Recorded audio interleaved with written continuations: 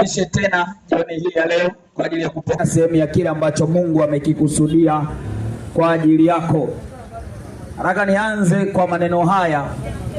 Watu wengi wakitusikia tunahubiri habari za Yesu, kitu pekee ambacho kinakuja kwenye akili zao wanawaza walokole wameanza tena, walokole wametufuata mpaka kwenye maduka.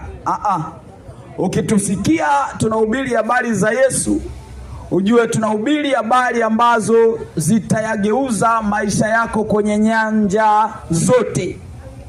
Unapozungumza kwa habari ya Yesu, Yesu hakuja hapa duniani kwa sababu alitaka kuanzisha dini mpya, lakini Yesu alikuja hapa duniani kwa ajili ya kuhakikisha kile ambacho mwanadamu alikuwa amekipoteza, zile haki zake za msingi ambazo zilipotea kama matokeo ya dhambi.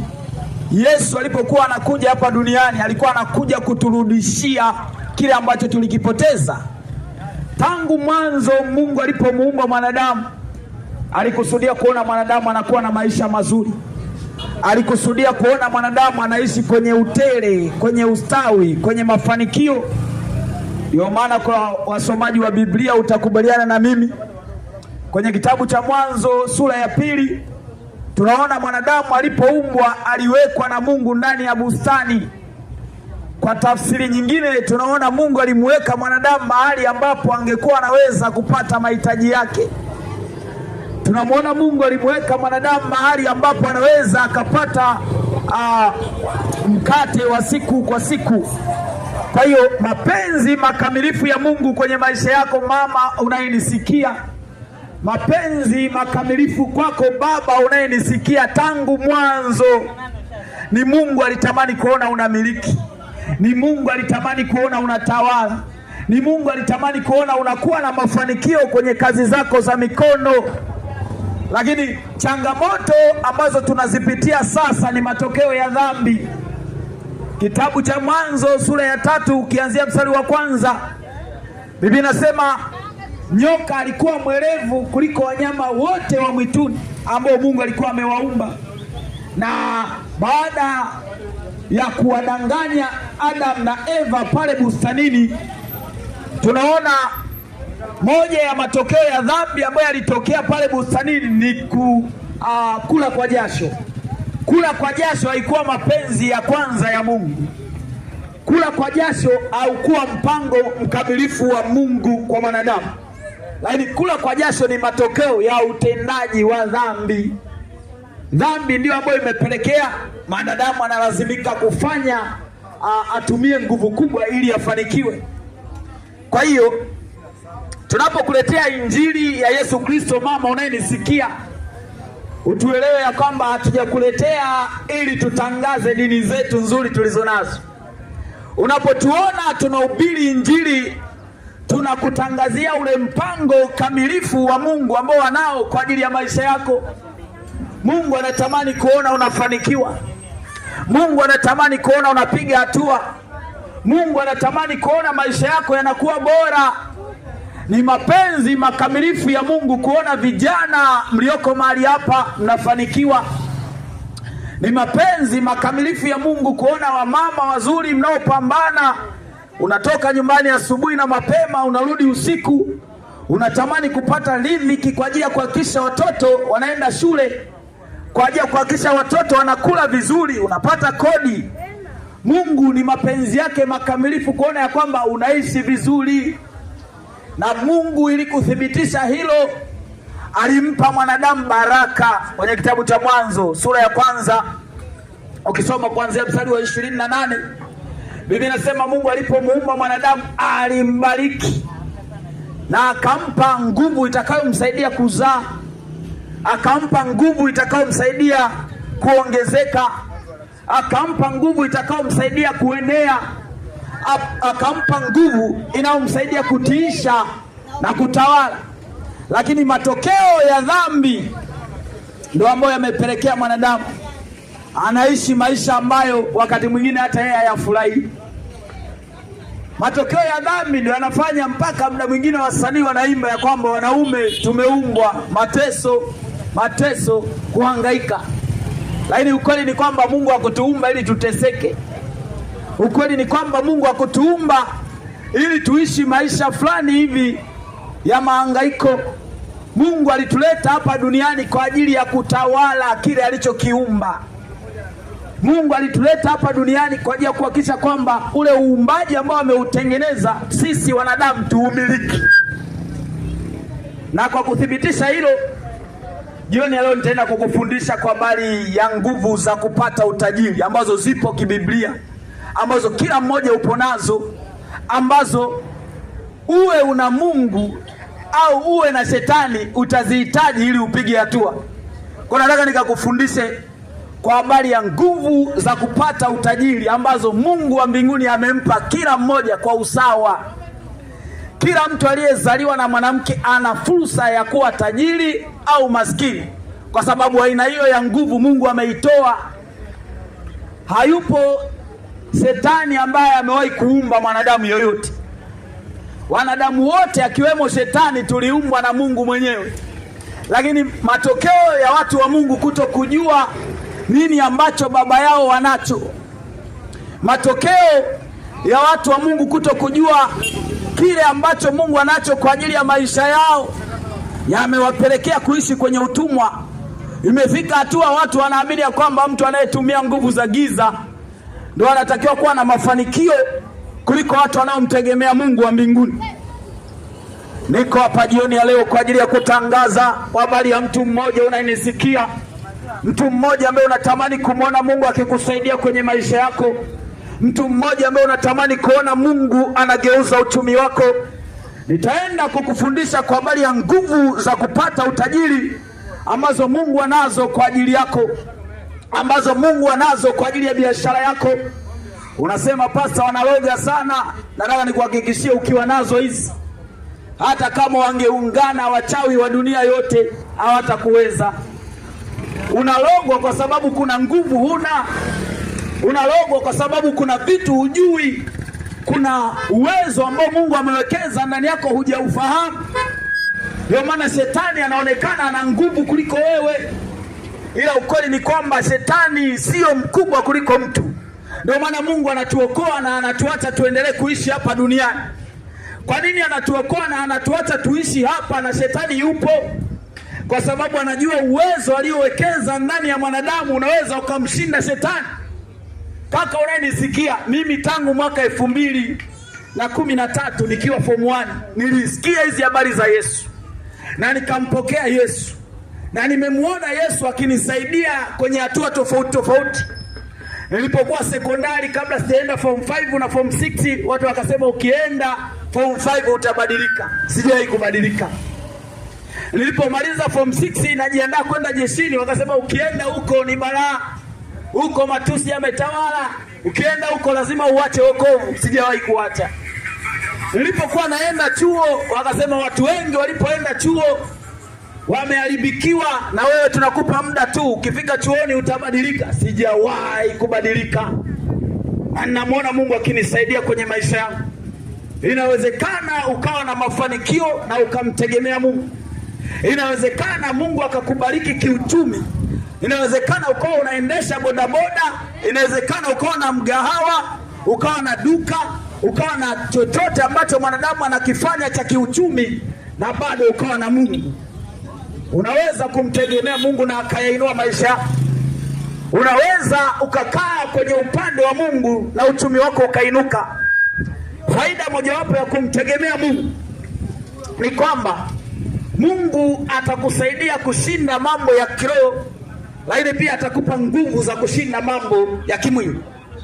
Kwa hiyo kaka unayenisikia muda huu, dada unayenisikia muda huu, kijana unayenisikia muda huu, nipo hapa kukuthibitishia kwamba Mungu anaweza kuyainua maisha yako.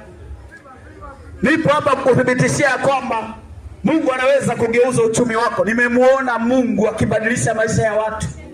Nimemuona Mungu akiwainua watu wa kawaida na kuwafanya watu imara. Umedanganywa ukienda kwa mtaalamu fulani utakuwa na maisha mazuri, kwa sababu hujawahi kusikia haya ambayo nitakufundisha. Na ni mambo ya kawaida ambayo kila mtu upo nayo. Kijana, usitafute mganga ili ufanikiwe kwenye kazi yako ya mikono. Utachuma laana, Mungu anasema amelaaniwa mtu yule anayemtegemea mwanadamu na moyoni mwake amemwacha Mungu. Mafanikio yoyote ambayo utayapata nje na Mungu ni sawasawa umegombana na chanzo chako. Ni sawasawa umekataa kwamba wewe uliumbwa kwa sura na mfano wa Mungu. Yaani ukiona kwenye maisha bro, umefika hatua unasema mimi simuhitaji Mungu. Kwanza mimi naona walokole ni kama wamechanganyikiwa. Wewe unavyoniona mimi kama nimechanganyikiwa. Mimi nina akili nyingi. Nina vitu vingi ambavyo unaweza kufanya kuliko wewe. Lakini ukiniona na kuhubiria hapa, sio kwa sababu kuna kitu nakitaka kwako. Ila najua Mungu anakupenda, najua Mungu anakutaka, najua Mungu anataka kuyageuza maisha yako. Na Mungu hajatuleta chuolada alafu tuione chuolada inapotea tunyamaze kimya. Tupo hapa kwa ajili ya kumwambia mtu mmoja ya kwamba Mungu anaweza akabadilisha historia yako. Tupo kwenye dunia ambayo dhambi inapewa kipaumbele. Tupo kwenye dunia ambayo dhambi mtu akiwa anaifanya ndo anaonekana mjanja, ndo anaonekana mtu wa maana. Tupo kwenye dunia ambayo kigiza kikiingia tu hapa, hata watu ambao tunawaheshimu mchana tunashangaa usiku mmebadilika, mmekuwa watu wabaya. Hiyo hapana bro. Hata kama hujawahi kupata mtu anayekwambia haya maneno, lakini mshahara wa dhambi ni mauti. Hakuna mtenda dhambi yeyote ambaye atakuwa na hatima njema.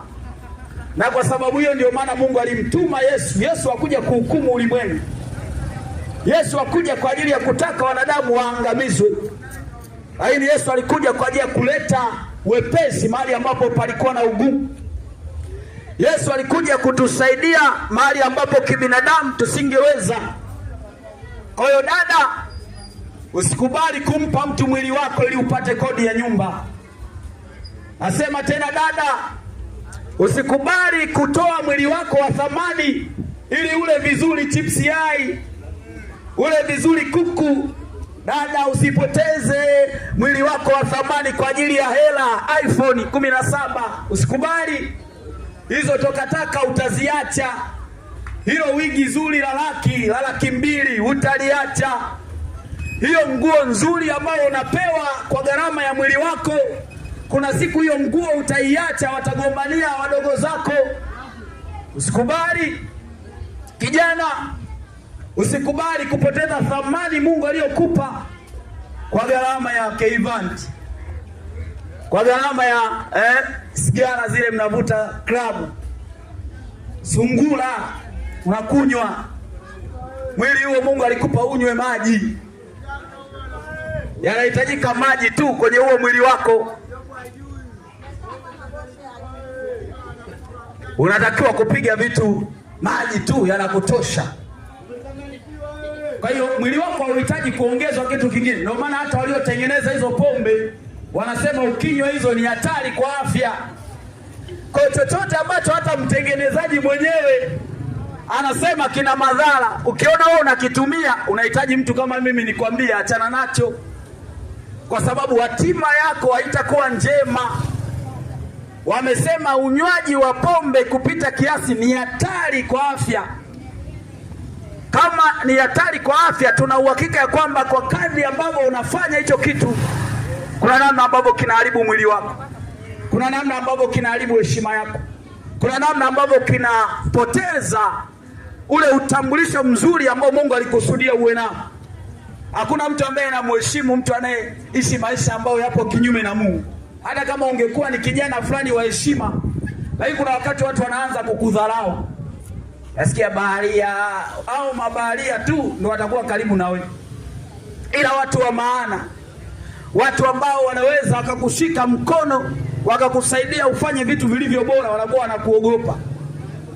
Kwa hiyo kaka, dada yangu mzuri ambaye unanisikia muda huu, hakuna faida yoyote ambayo mtu ataipata akiishi maisha ambayo yapo kinyume na mapenzi ya Mungu. Na watu wengi kinachowapelekea kutenda dhambi ni mambo ya kiuchumi. Yaani kuna mtu anakuambia kabisa, ni pasta, mimi sio kama napenda kujiuza, lakini nikiacha hii kazi watoto watakula nini? Mbona wengine hawajiuzi? Mama zetu wanauza nyanya. Kama unaweza kufanya hiyo kazi, tunaamini ukiuza hata bidhaa unaweza ukafanya vizuri zaidi. Tunaamini ya kwamba ukiuza chochote, kama una uwezo wa kuuza mwili, wewe una kipawa kikubwa cha biashara, unaweza ukaanza biashara yoyote na ikafanikiwa. Kwa hiyo kuna wakati shetani anawafunga watu ufahamu, kiasi kwamba mtu anakuwa anaona kitu pekee anachoweza kufanya ili apate fedha ni dhambi. Lakini leo nataka nikufundishe kwa habari ya nguvu 3 ambazo mwanadamu anazo, ambazo zinaweza zikamsaidia kupata utajiri. Kitabu cha Kumbukumbu la Torati sura ya 8 mstari wa 18. Kumbukumbu la Torati sura ya 8 mstari wa 18, Biblia inasema, bali utamkumbuka Bwana Mungu wako, kwa sababu ndiye anayekupa nguvu za kupata utajiri. Kwa nguvu za kupata utajiri zinatoka kwa Mungu. Siku Mungu akiamua kuzitoa hizo nguvu ndani yako, utajikuta upo empty. Unajikuta uwezi tena, umelala kitandani. Lakini Mungu anatupa nguvu ambazo zinatutajirisha. Sasa ni nguvu gani ambazo Mungu anazitoa? Nguvu ya kwanza kabisa ambayo mwanadamu anaihitaji ili afanikiwe kwenye uchumi ni nguvu ya kiroho. Nguvu ya kiroho, unahitaji kuwa na nguvu ya kiroho. Uchumi ni jambo la kiroho. Ndio maana unamuona mtu analoga, anafunza miguuni, lakini ana maduka makubwa. Kuna kitu cha kiroho amekifanya. Unamuona mtu ameambiwa kwenye nyumba yake usile aina fulani ya vyakula, ameambiwa usiwatunze watu wa nyumbani kwenu ili uendelee kuwa umefanikiwa. Ni kitu cha kiroho anakifanya. Sasa wewe una mganga, una mchungaji anayekuombea, anayekufundisha, na unasema ni mwaka huu ni mwaka wangu. Bro, uchumi ni jambo la kiroho kwa 100%. Uwe na nguvu ya Mungu au ya shetani, hapo utapiga hatua. Lakini wewe ambaye unasema kabisa ni mimi sitaki Mungu wala shetani simtaki na nitafanikiwa, unajidanganya. Uchumi ni jambo la kiroho. Ndio maana mtu anasema ni pastor, naomba uniombee sana. Yaani nafanya kazi ila hela sizioni. Hautaziona. Kwa sababu kuna watu ambao wenyewe hawafanyi kazi ngumu kama wewe, ila wana nguvu yao ya kiroho ambao yanayatumia kwa ajili ya kuzuia uchumi wa watu wengine. Usipokuwa na nguvu za kiroho, utajikuta wewe ndio muonevu, yani unaonewa. Mtu anakuonea wewe, anakupa buku anachukua 10,000, anakupa buku anachukua 20,000. Na mwingine unashangaa kila ukipata hela ndo kama kiu ya pombe inaongezeka. Ukipata hela wadada wote unaanza kuwaona wazuri. Mwingine ukipata hela ndo hamu ya kula aina fulani ya vyakula inatokea. Kwa hujawahi kupata hela ambayo ukawaza kufanya mambo ya maendeleo. Kwa hiyo hilo ni jambo la muhimu sana. Hilo ni jambo la muhimu na litakusaidia kupiga hatua na litakusaidia kwenda mbali. Kwa nguvu ya kwanza ambayo unahitaji nguvu ya kiroho. Unahitaji mkono wa Mungu ukusaidie. Unahitaji neema ya Mungu iwe pamoja na wewe. Unahitaji baraka za kimungu zikuwezeshe. Amina. Huwezi ukapiga hatua kwa kutegemea nguvu za ugali. Hapana. Huwezi ukapiga hatua kwa kutegemea mtaji. Bro, kuna watu mimi nawafahamu, kama ni mtaji wanao. Amina. Kama ni vitu vya kimwili wanavyo. Amina. Lakini ukikosa nguvu ya kiroho, amina, ukikosa mamlaka ya kimbingu, amina, ukikosa uwezesho wa Mungu kwenye uchumi wako, amina, you will never succeed in life. Huwezi kupiga hatua kwenye maisha. Kwa hiyo unahitaji nguvu ya Mungu. Unahitaji neema ya Mungu. Unahitaji mkono wa Mungu ukusaidie. Una mganga, wewe hujawahi kuloga, hapo unaniambia pastor, mimi kanisani nimeacha mwaka juzi. Yaani mimi kanisani huwa sielewi. Uelewi, tumetokea wachungaji vijana kama hivi. Kaa ujifunze, sikiliza, elekezwa, upige hatua, uende mbali. Lazani niko busy. Sasa upo busy wapi? Mbona mechi unaisubiri kwa hamu? Wewe haupo busy. Ila Mungu sio wa muhimu kwako. Yaani wewe Mungu kwako hana maana. Unaweza kukaa kuangalia mpira wa dakika 90, ila huwezi kukaa ibada ya risali moja. Mhubiri akija kijiweni ndio unajifanya umepigiwa simu ukafate mteja. Yaani hujali kabisa mambo ya Mungu. Alafu unahisi ya kwamba kuna siku itatokea tu umefanikiwa. Na kuhakikishia shetani anawatamani sana watu kama nyinyi. Kuna watu mlipotoka mbinguni mlikuwa na vitu vikubwa. Kuna watu mlipotoka mbinguni Mungu alikusudia mwe wafanyabiashara wakubwa. Kuna watu mlipotoka mbinguni Mungu hakukusudia tu uwe dereva bodaboda. Kuna watu inawezekana Mungu alitaka umiliki mabasi yako. Kuna watu inawezekana Mungu alitaka uwe na daladala zako. Lakini kwa sababu umekosa nguvu ya kiroho, unakuwa unawaza ya kwamba eti mafanikio ni kwa ajili ya watu wachache. Kwani hao watu wachache wana nini ambacho wewe una? Mbona na wao wanasema walianza kawaida? Mbona na wao wanasema walianzia chini? Kwa unakuja kugundua kinachowaangusha watu wengi ni kwa sababu hawapo tayari kuwekeza rohoni. Hawapo tayari kukusanya nguvu za kiroho. Hawapo tayari kuona Mungu anawasaidia. Hawapo tayari kujiweka chini ya mamlaka ya Mungu ili ayainue maisha yao. Nimetokea jioni ya leo kwa ajili ya kumtangazia mama mmoja, kwa ajili ya kumtangazia baba mmoja, kwa ajili ya kutangaza kwa ajili ya kijana mmoja ambaye amechoka kuona ya kwamba watu wa giza wanaendelea kuwatesa watu kwenye eneo la kiuchumi. Anatamani kuona Mungu anamuinua. Nataka nikwambie wazi ya kwamba neema ya Mungu iko mahali hapa kwa ajili ya kukusaidia. Nataka nikwambie Mungu yupo kwa ajili ya kuyabadilisha maisha yako. Hii haina dini mzee. Hii haina kanisa. Yaani mimi kanisa langu ni kanisa haipo hiyo. Ndio maana hujanisikia nikijitambulisha kwa kanisa. Mimi nimetumwa kwa ajili ya watu wote. Nimetumwa kwa ajili ya watu wa dini zote. Dini yoyote Mungu anaweza akakusaidia. Kikubwa uwe na nguvu za kiroho. Usipokuwa na hizi nguvu za kiroho utakuwa unafanya kazi. Unaamka wa kwanza, unalala wa mwisho. Na bado huoni matokeo. Na bado huoni mafanikio. Yaani utafanya kila aina ya kazi hapa duniani. Na bado hautauona mpenyo. Kwa nini? Kwa sababu mafanikio yanahitaji nguvu za kiroho. Aidha za Mungu au za shetani. Kwa nguvu za shetani wanafanikiwa kwa wepesi kwa sababu wenyewe kule kwao hamna mambo mengi. Ila sisi huku kwa Mungu kuna namna. Mungu lazima akupitishe kwenye mchakato. Utalazimika kuwa mtoaji mzuri. Utalazimika ile hela yako ambayo unaipata ule na wahitaji, wajane, yatima. Utalazimika kile kidogo ambacho unacho watunze watu wa nyumbani mwako. Utalazimika kile kidogo ambacho unakipata kwa halali na unatamani kuona kina inua maisha ya jamii yako. Ili watu wa giza wenyewe wanafanikiwa kwa sababu gani? Kwanza yeye hela zake zitatumika kueneza dhambi. Atajenga dangulo. Atajenga mavitu ya anasa ambayo hayana matokeo yoyote kwa jamii. Kwa mwisho wa siku unakuja kugundua watu wa Mungu sio kwamba Mungu hataki kuwafanikisha, lakini kuna namna ambavyo sisi tumeregeza kamba. Kuna namna ambavyo watu ukiwaambia mambo ya Mungu wanaona kama ni kwa ajili ya wazee. Hapana.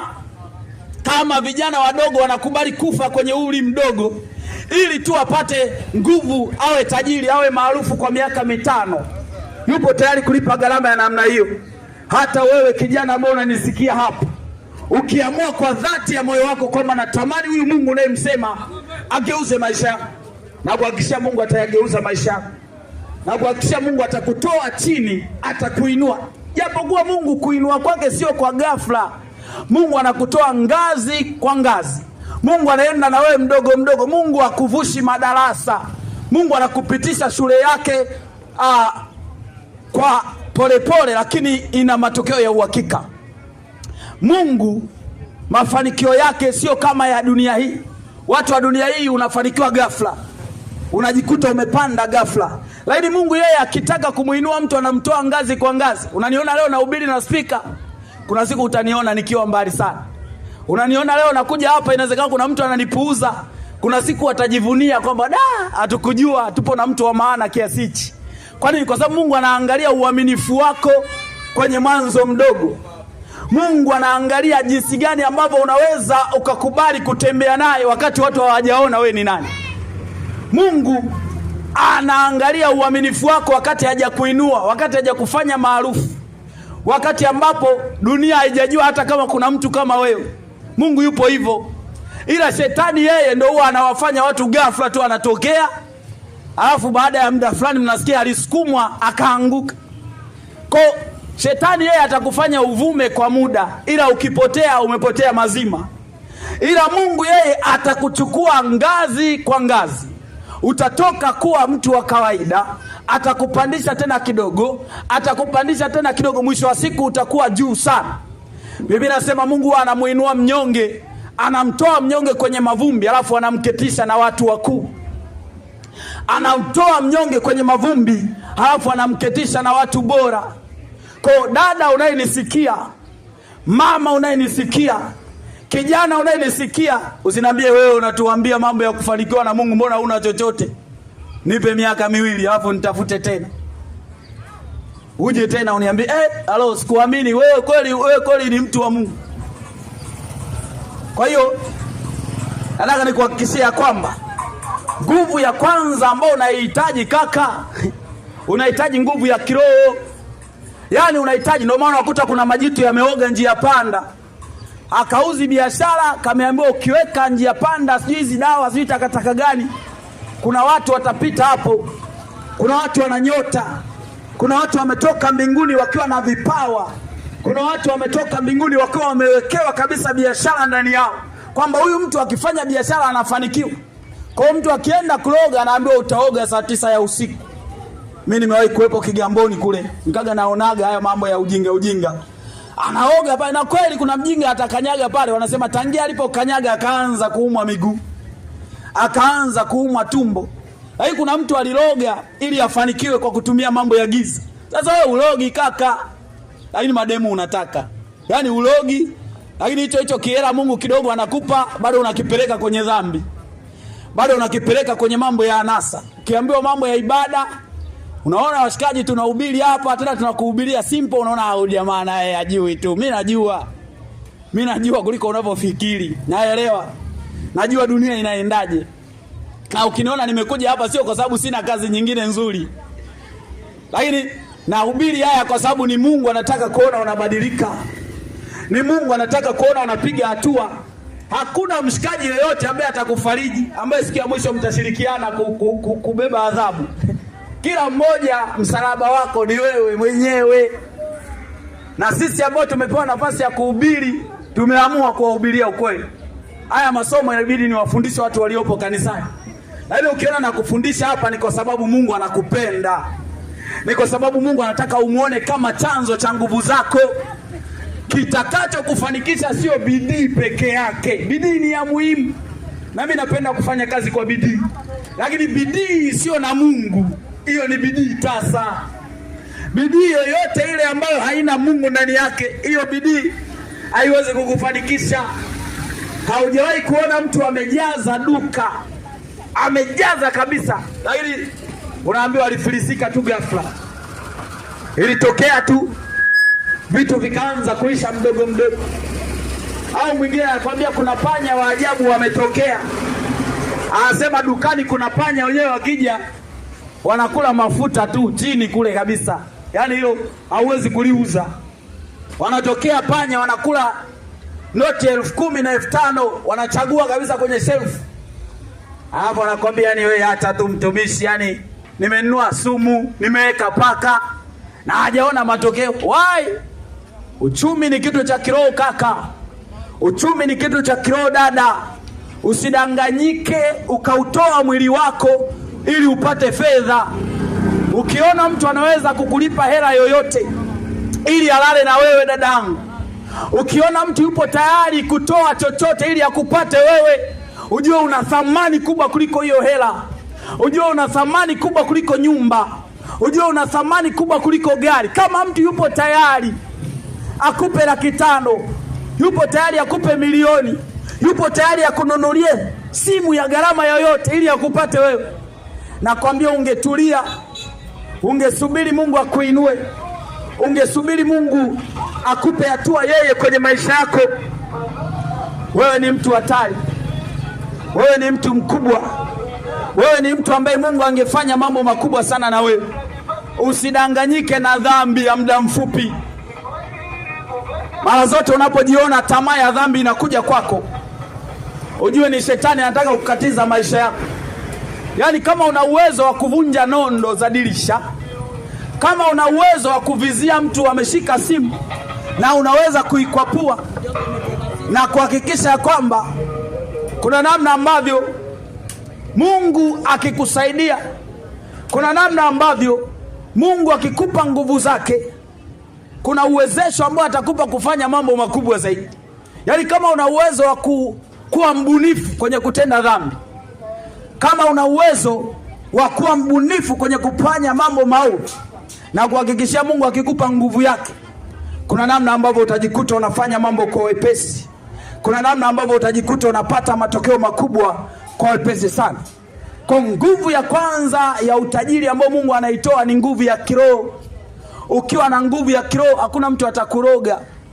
Ukiwa na nguvu ya kiroho, hakuna mtu ataenda akutaje jina lako kwa sangoma kule kwamba mimi naumia sana, mama nani anauza kuliko mimi, nataka kuanzia leo nianze kuuza, wale wote waliokuwa wanaenda kwake waje kwangu. Haitawezekana.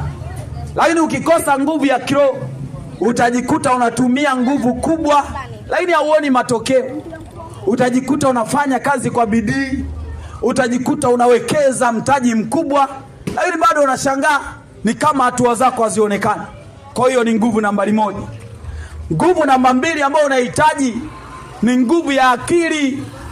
Uwezo wa akili yako kuona fursa, uwezo wa akili yako kuona mambo sahihi ambayo utayafanya yatakuinua na kukupa hatua. Mafanikio hayahitaji tu nguvu za kiroho, lakini pia mafanikio yanahitaji akili. Ujue jambo gani ulifanye ambalo litapelekea uende kule ambako Mungu amekusudia uende. Mungu anaweza kutupa akili. Mungu anaweza kutupa maarifa. Mungu anaweza kutupa namna sahihi ya kufanya biashara zetu. Sio kweli namna pekee unaofanya biashara leo ndio namna pekee ya kufanya. Kuna namna nyingi na njia nyingi ambazo Mungu anaweza akakupa kupitia uwezo wa kiakili na ukajikuta unafanikiwa kwenye biashara yako. Kwa hiyo nguvu ya pili ambayo unahitaji, uwezo wa pili ambao unauhitaji ni uwezo wa kiakili. Kuna watu wengi sana hawana maarifa. Kuna watu wengi wanafanya vitu vizuri lakini kwa mazingira mabaya. Kuna akili unahitaji ya kuongea na wateja. Kuna akili unahitaji ya kuhusiana na watu. Kuna akili unahitaji namna gani ambavyo mtu akija kwenye biashara yako yakute mazingira yapo. Hiyo huwezi ukaipata kama hujajaa Mungu wa kutosha, kwa sababu Mungu yeye ndo anatupa akili. Amina baba. Mungu yeye ndo anaachilia uwezo. Mungu yeye ndo anaachilia mamlaka. Mungu yeye ndo anaifanya hiyo akili yako iwe na uwezo wa kudaka mambo tofauti tofauti. Na ninapozungumza akili, kuna aina kama 4 za akili. Aina ya kwanza ya akili ambayo ninaisema hapa ni akili ya kuzaliwa. Ni akili ambayo kila mwanadamu anayo. Kila mwanadamu aliyezaliwa kuna akili anayo. Ndio maana unamkuta mtu anavaa nguo, anakula, hakuna tuisheni ya kula, hakuna tuisheni ya kuvaa. Haipo. Kila mwanadamu ambaye anazaliwa kuna vitendo ambavyo anaweza akavifanya bila kufundishwa na yoyote. Hiyo ni akili nambari moja. Lakini akili ya pili ambayo mtu anayo ni akili ya shule. Kuna watu wanaitwa wana akili kwa sababu wamesoma, ana degree, ana masters, ana diploma, hata mwingine la 7, mwingine la 8 kulingana na uwezo wake. Hiyo na yenyewe ni akili ambayo mtu akiwa nayo inaweza ikamsaidia, kwa sababu kwa akili ya shule tumepata watu ambao ni walimu, tumepata watu ambao ni madaktari, tumepata watu ambao ni malecturer. Kwa akili ya shule tunapata wahandisi. Kwa akili ya pili ambayo inaweza ikakusaidia kwenye maisha, mama, dada, ni akili ya shuleni. Lakini kuna akili ya tatu nyingine ambayo watu wanayo, ni akili ya maisha. Unamkuta mwamba hajasoma, unamkuta mwamba hajaenda kidato, lakini lina akili. Akipata 10,000 anajua hii sio yote ya kula. Akipata 100,000 anajua hii sio kwa ajili ya kubetia. Anajua hii natakiwa niwekeze kwenye kitu halisi, ili nikipata matokeo nipate matokeo ya uhakika. Kwa Mungu anakupa akili ya maisha. Kwa hiyo akili ya kwanza nimekwambia ni akili ya kuzaliwa. Akili ya pili ni akili ya shule. Akili ya tatu ni akili ya maisha, kuna watu wanayo. Lakini kuna akili nyingine ambayo ni bora zaidi, ambayo natamani kila mtu awe nayo. Akili nambari 4 inaitwa akili ya kiungu au supernatural. Kuna akili ambayo Mungu anayo, anaweza akakupa ukashangaa biashara yako umeiboresha kwa sababu ya hiyo akili. Ukashangaa Mungu amekupa uwezo, ujue namna nzuri ya kupackage vitu vyako, ujue namna nzuri ya kuweka duka lako lipangilieje. Mungu atakupa akili, ujue namna nzuri ya kutumia hata mitandao. Mitandao sio kwa ajili tu ya kuangalia wengine walioweka picha zao.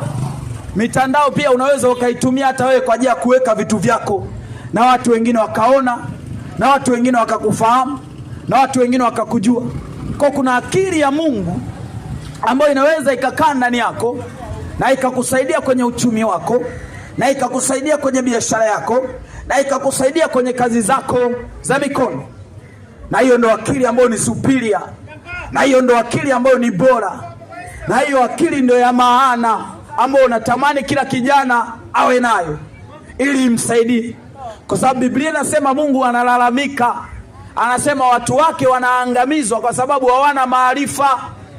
Mitaji wanaweza wakawa nayo, vitu vya kufanya wanaweza wakawa navyo, lakini kitu kinachowafanya waangamizwe ni kwa sababu hawana maarifa. Kwa hiyo unahitaji akili, unahitaji akili ya Mungu ikuingie ndani yako ili Mungu akusaidie kwenda mbali. Kwa nimekwambia nguvu ya kwanza inayosaidia watu kuwa matajiri ni nguvu ya kiroho, lakini nguvu ya pili ni nguvu ya kiakili, na nimekupa aina 4 za akili, na wewe unaweza ukajiangalia unayo ipi. Unayo ya kuzaliwa, unayo ya darasani peke yake, 1 jumlisha 1 unapata 2, au unayo akili ya maisha. Una uwezo wa kuona fursa, una uwezo wa kuona jambo na ukalichangamkia. Lakini akili superior ni akili ya kiungu, na hiyo akili alikuwa nayo Yusufu akiwa kwenye nchi ya Misri.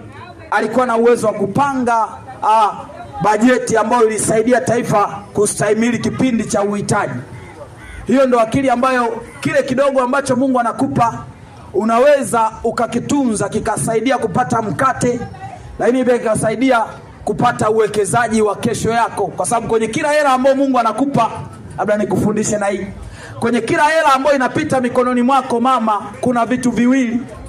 Kila hela ambayo Mungu anakupa ndani yake kuna mkate, lakini pia kuna mbegu. Sasa watu wengi sana hela wanazozipata wanaishia kuifanya mkate, wanashindwa kuweka mbegu kwa ajili ya kesho. Kwenye kila unachopata leo, na kuhakikishia sio chote Mungu anataka ukitumie. Kuna kwingine Mungu anataka ukiwekeze kwa ajili ya kesho yako. Ukiwekeze kwenye biashara, labda kwa kuanza biashara nyingine tofauti na hiyo ulionayo, unakuwa na kengine pembe. Unamwekea na mama pale nyumbani kagenge, naye anakuwa anatembeza tembeza. Kipindi wewe unapambana kwenye bodaboda, na huku nyumbani kuna kingine kinaendelea. Hiyo ndo akili ambayo unaweza ukawa nayo. Lakini nguvu ya tatu ambayo tunahitaji ni nguvu za kimwili. Sasa lazima uwe na nguvu za kimwili. Mungu anaweza akakufanya kuwa physical fit, kwa na nguvu za kimwili. Una uwezo wa kufanya kazi zako, unaweza ukawa na afya isiyo mgogoro. Kwa sababu wengine hawana Mungu, wakuta magonjwa hayamuachi. Yaani yeye kila akipata hela ugonjwa umeanza. Atakwambia ana pumu, ana pressure, ana sukari, ana mambo mengi sana ambayo sio mapenzi ya Mungu. Mapenzi ya Mungu wewe sio uumwe. Mapenzi ya Mungu sio wewe upitie changamoto za kiafya. Mapenzi ya Mungu sio watoto wako waumwe. Mapenzi ya Mungu ni kuona wewe unakuwa mzima. Mapenzi ya Mungu ni kuona wewe unakuwa na afya. Mapenzi ya Mungu ni kuona unafanikiwa. Kitabu cha waraka wa 3 wa Yohana sura ya 1 mstari wa 2 anasema, mpenzi, ninaomba ufanikiwe katika mambo yote na kuwa na afya kama vile ambavyo roho yako inafanikiwa. Mungu anatamani kuona unafanikiwa kwenye mambo yote. Mungu anatamani kuona unafanikiwa kwenye kila ambacho unakifanya. Kwa hiyo dada, mama, kijana ambao unanisikia muda huu, kufanikiwa ukiwa na Mungu inawezekana. Mungu anaweza akageuza maisha yako. Mungu anaweza akageuza historia yako. Mungu anaweza akakufanya mtu wa maana, hata kama watu walikudharau, hata kama watu walikuwa wanakuchukulia kawaida, hata kama watu walikuwa wanafikiria uwezo ukawa mtu wa maana. Mungu anaweza akakufanya kuwa mtu wa maana. Na jioni ya leo nipo kwa ajili ya kuomba sasa kwa ajili yenu. Nataka nikakuombea hizi nguvu zote 3 uzipate. Nataka nikuombee Mungu akupe nguvu za kiroho. Nataka nikuombee Mungu akupe nguvu za kiakili. Akupe akili ambayo inaweza kanasa mawimbi. Ujue ni biashara gani ukiwekeza nguvu zako itakutoa. Nataka nikuombee Mungu akupe akili ya kutosha ambayo itakusaidia kwenye kile kidogo ambacho Mungu anakipitisha mikononi mwako. Uwe na uwezo wa kukitumia kwa faida ili uone matokeo kwenye maisha yako. Lakini pia nataka nikakuombee nguvu za kimwili. Mungu akupe afya njema. Mungu akupe kuishi maisha bora. Mungu akuondolee magonjwa. Mungu akuondolee changamoto za namna zote. Na ninakuhakikishia maisha yako yatabaki kama ambavyo yalikuwa. Na kama mtu huyo ambaye anatamani kuona mkono wa Mungu upo na wewe, jioni ya leo ni wewe. Hata kama utamani jirani yako wa kushoto na kulia ajue kama ulikuwa unanisikiliza kwa makini, nataka nikatamke baraka za Mungu kwa ajili yako. Wewe kwa imani tupokea. Kama unaumwa nitatamka uzima kwa ajili yako. Kama una changamoto, biashara yako ilikuwa inakutana nayo na hauna nguvu nyingine yoyote ya giza, nataka nikakutamkie nguvu ya Mungu ianze kukaa na wewe. Uchawi wa namna zote kinyume na biashara yako ninatamka ya kwamba ukaharibiwe. Ninatangaza baraka kwa ajili yako. Kila mmoja uliopo mahali hapa, ninatangaza baraka za Mungu juu yako. Ninatangaza neema ya Mungu juu yako. Ninatangaza mkono wa Mungu uwe pamoja na wewe. Uaminifu wa Mungu uonekane juu yako. Kila adui ambaye alitamani kuona unashuka chini, kila adui alitamani kuona kwamba maisha yako hayaendi kule ambako Mungu alikusudia, anaanguka katika jina la Yesu. Ninatangaza ya kwamba Chuolada imebarikiwa. Ninatangaza kwamba vijana wa Chuolada wamebarikiwa. Ninatangaza kwamba wamama wa Chuolada wamebarikiwa. Kila mtu ambaye anafanya kazi kwa mikono, Baba anasema huwa anazibariki kazi za mikono. Nami ninatangaza mbaraka wa Mungu juu yako. Neema ya Mungu iwe pamoja na wewe. Nguvu za Mungu ziwe pamoja na wewe. Uaminifu wa Mungu uwe pamoja na wewe. Asitokee mchawi, asitokee mganga, asitokee mtu wa giza ambaye anaweza akayaharibu maisha yako. Mkono wa Mungu ukutunze. Mkono wa Mungu ukupiganie. Mkono wa Mungu ukulinde. Ubarikiwe unapotoka, ubarikiwe unapoingia. Wabarikiwe watoto wako, familia yako ibarikiwe. Bidii ambayo umekuwa ukiwekeza kwa ajili ya kuhakikisha kwamba unajikwamua kiuchumi, Mungu akusaidie, akufungulie milango zaidi. Kila mlango ambao ulikuwa umefungwa, kuna watu hamjapiga hatua kwenye maisha, sio kwa sababu Mungu hawapendi, ila kuna nguvu usioiona inashindana na wewe. Kilichomwangusha babu yako kinataka kikuangushe na wewe. Kilichowaangusha watu wa nyumbani mwako kinataka kikuangushe na wewe. Nipo hapa kutangaza baraka ya Mungu kwa ajili yako. Nipo hapa kutangaza neema ya Mungu kwa ajili yako. Nipo hapa kutangaza yoyote ambaye ulikuwa unarudi nyuma kama matokeo ya dhambi, Mungu akusamehe. Mungu akupe kuanza tena kwa upya. Mungu ayageuze maisha yako na akupe kwenda kule ambako amekukusudia kwenda katika jina la Yesu. Baba, ninakushukuru kwa ajili ya neema yako. Ninakushukuru kwa ajili ya uaminifu wako. Ninakushukuru kwa ajili ya mkono wako. Ninakushukuru kwa sababu umewagusa watu wako, umegeuza uchumi wao, umegeuza maisha yao na unawapeleka kule ambako unatamani kuona wanaenda katika jina la Yesu. Amen. Amen.